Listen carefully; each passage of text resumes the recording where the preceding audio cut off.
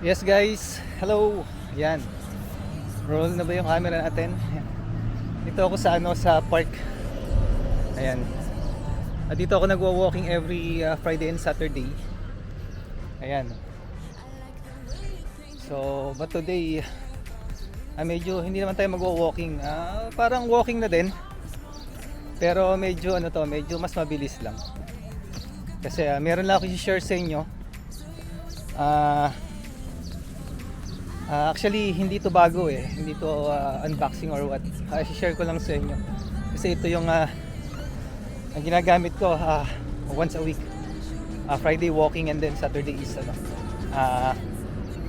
siya naman yung ginagamit ko. So, and napansin ko walang nagsi-share ng video nito sa YouTube or unboxing or what. I think siguro kasi nga tawag dito, old school na. High school pa ako that time. Huling nagamit ko to. But today magpa-practice ulit tayo. So later on papakita ko sa inyo kung ano 'yan. Okay, so since dito sa park is konti pa lang yung naglalakad, pwede pa tayo maki-join kasi later mga 6 o'clock madami na nagki-cricket dyan sa likod ko. Ayan, doon tayo pupwesto. Okay, saglit lang ha.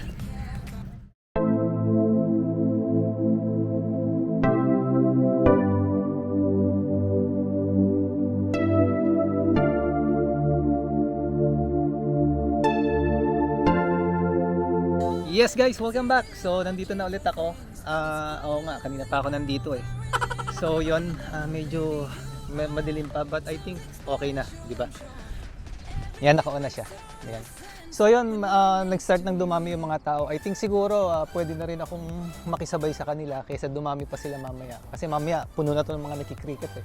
So ano nga ba yung i-share ko sa inyo for today? Ito siya, nasa bag. So umpisahan na natin para makatakbo na din tayo, no? By the way nga pala, ano siya? Roses. Yung brand niya. Yeah. Nagamit ko siya one time when I was high school. So, again, hindi ko na ulitin. Masyadong 30 years ago. Ayan. So, last week, actually, pagka natuto ka nito, hindi na mawawala eh. Mag-a-adjust ka na lang pagka ginamit mo ulit siya. Kaya, ayun. Bali, medyo makapal yung ko ngayon, yung medyas ko. Medyo luagan lang natin kasi meron siyang tawag dito. Rubberized siya. Kasi hindi po pwedeng maluag yung medyas dito. Hindi pwede. Pero but before that, luagan muna natin yung tali kasi yung socks ko kasi is rubberized siya. Luagan muna natin yung tali niya. Teka, paano ba to? Ano nga pala to? Isang short lang. Black yung nakuha ko. Ito. So actually aggressive skate siya. Hindi siya yung fitness skates. So ito yung mga ginagamit usually sa mga tricks, mga ganon. Mas gusto ko siya kasi yun, mas cute. And ganito nga kasi nagamit ko before. So ayun guys, pasensya na.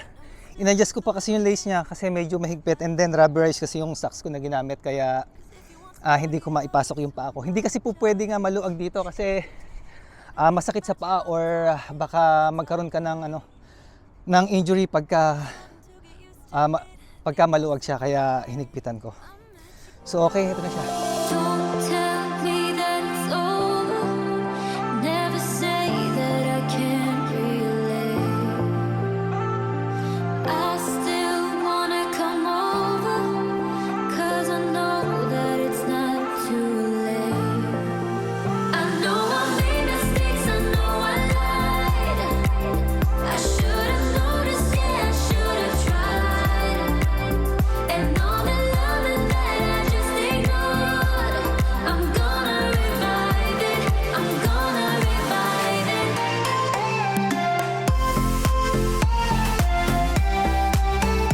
So ayun, guys, start na muna tayo ha. Ayan. And of course, before that, mag-helmet muna tayo. Helmet muna tayo.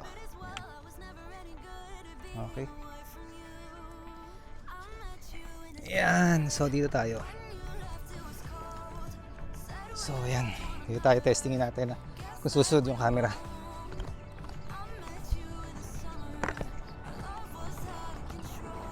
So, ayun. So, medyo nag-aalangan pa ako. Kasi nga, pero grabe, ang sarap. So, yun. Hindi ko masyadong na-enjoy last week kasi medyo basa eh. Kaya ganon.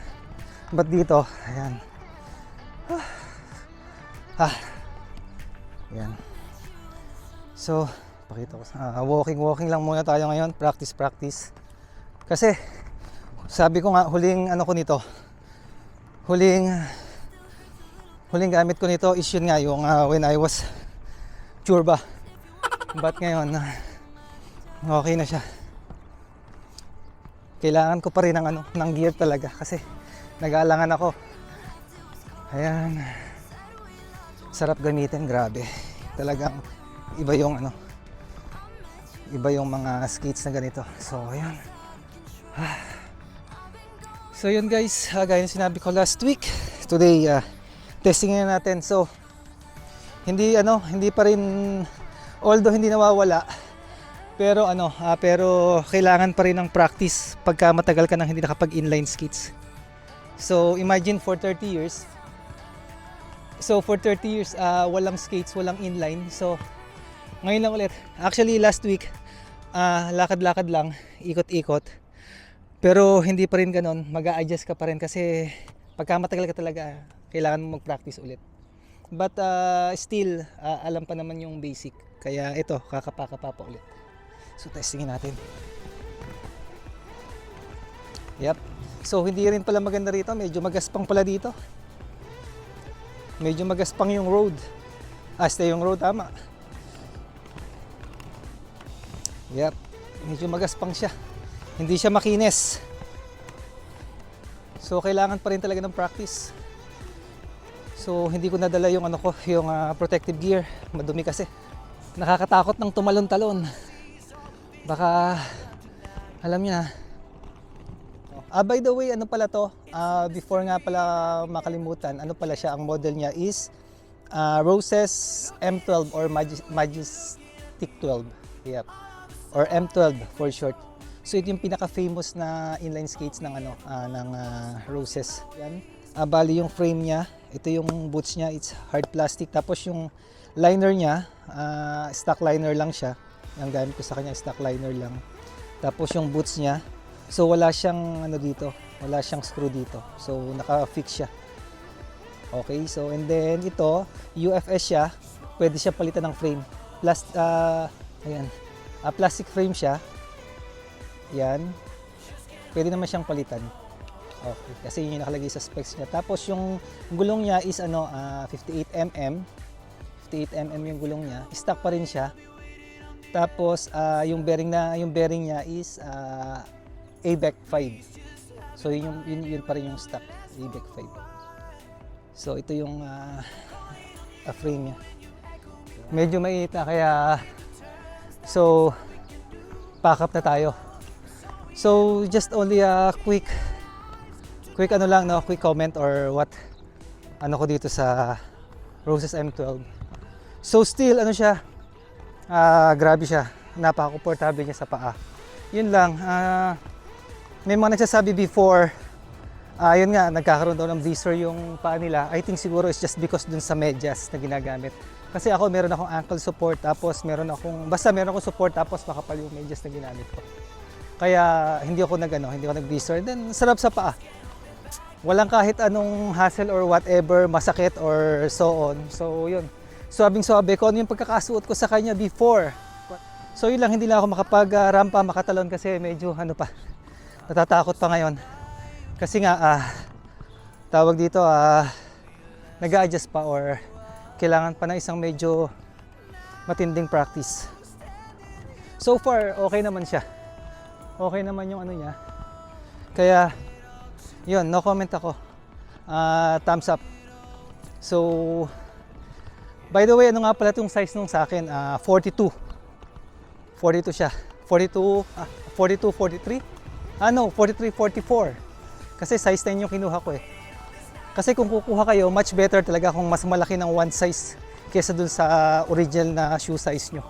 Kasi magsasocks pa kayo, tapos magme-medyas pa kayo. Kaya dapat talaga. So yun, I think guys, for now hanggang dito na lang. So maraming salamat. Pawis. Init. Teka, hindi ko maita yung sapatos ko. Yan. So yun, okay. So that's it. So that's it for today. So paakap na tayo, pahinga.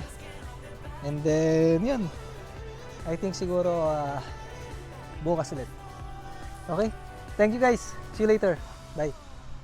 Even if you tried, you wouldn't